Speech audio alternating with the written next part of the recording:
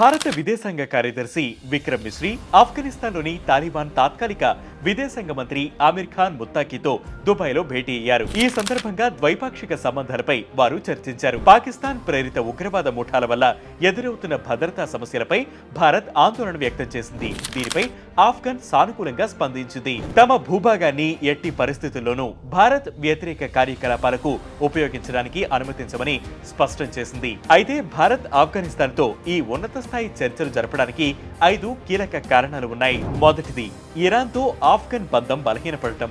ప్రస్తుతం ఆఫ్ఘనిస్తాన్లో తాలిబాన్ గురించి ఆలోచించడం కంటే ఇజ్రాయెల్తో జరుగుతున్న యుద్ధంపైనే ఇరాన్ ఎక్కువగా ఫోకస్ చేస్తోంది.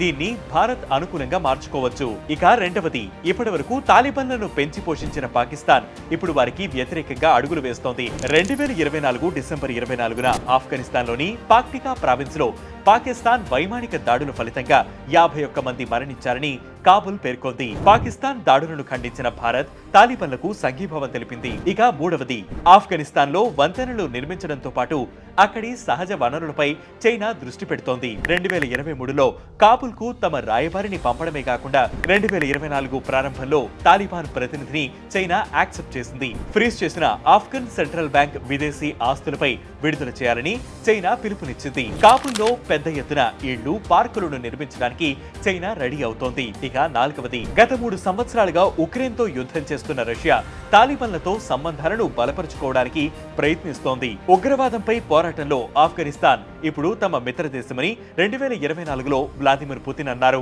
ఆఫ్ఘనిస్తాన్ నుండి మిడిల్ ఈస్ట్ వరకు ఉన్న దేశాల నుంచి రష్యా ఇప్పుడు సెక్యూరిటీ ఇష్యూస్ ఫేస్ చేస్తోంది. గతేడాది సిరియా అధ్యక్షుడు బషర్ అల్ అసద్ పాలన పతనమైనప్పుడు అది ఒక ప్రధాన మిత్ర దేశాన్ని కోల్పోయింది. ఇక ఐదవది, జనవరి 20న అమెరికా అధ్యక్షుడిగా డొనాల్డ్ ట్రంప్ ప్రమాణ స్వీకారం చేయనున్నారు. సో ఇప్పుడు తాలిబాన్లు ట్రంప్ తో సత్సంబంధాలు ఏర్పరచుకునే ఛాన్స్ ఉంటుంది. ఇరాన్, పాక్లు ఆఫ్ఘన్ కు దూరం అవడం, రష్యా, చైనా, అమెరికా వంటి దేశాలు తాలిబాన్లతో గుడ్ రిలేషన్స్ మెయింటైన్ చేస్తుండటంతో భారత్ కూడా ఆ అవకాశాన్ని ఉపయోగించుకోవాలనుకుంటోంది. వైద్య రంగంలో అవసరమైన పరికరాలను అందించాలని, అలాగే శరణార్థుల పునరావాసానికి సహకరించాలని తాజా సమావేశంలో ఆఫ్ఘన్ కోరింది.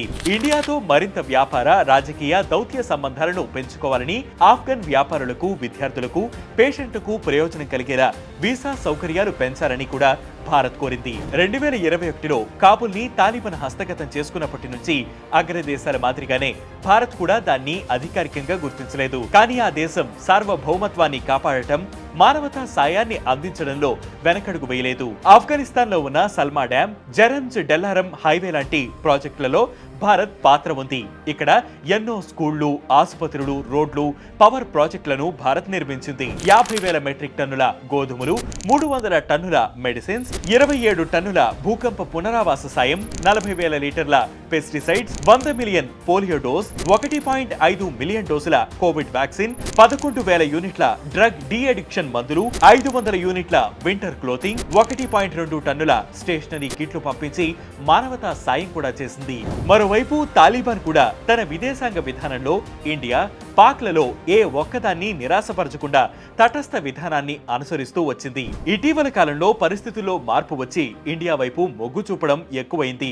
ఇరాన్తో భారత్ నిర్మిస్తున్న చాబహార్ పోర్టు ద్వారా పాకిస్తాన్ లోకి అడుగు పెట్టకుండానే గ్లోబల్ మార్కెట్ కు చేరుకోవడానికి తాలిబాన్లకు మంచి ప్రత్యామ్నాయం దొరికినట్టయింది. ఇలా వివిధ కారణాల నేపథ్యంలో భారత్ తో సంబంధాలను మెరుగుపరుచుకోవాలని ఆఫ్ఘనిస్తాన్ చూస్తోంది. ఇప్పటి వరకు జాయింట్ సెక్రటరీ స్థాయి అధికారుల చర్చలకే పరిమితమైన చర్చలు విదేశాంగ శాఖ ఉన్నతాధికారుల స్థాయికి చేరాయి. దాంతో 2 దేశాల సంబంధాల్లో కొత్త అధ్యాయం ప్రారంభమైనట్లే. ఇది వాటి బిగ్ స్టోరీ. దీనిపై మీ అభిప్రాయాన్ని కింద కామెంట్ సెక్షన్ లో మెన్షన్ చేయండి. ఇలాంటి బిగ్ స్టోరీస్ ఎప్పటికప్పుడు తెలుసుకోవడానికి వెంటనే వేటు న్యూస్ యాప్ ని డౌన్లోడ్ చేసుకోండి.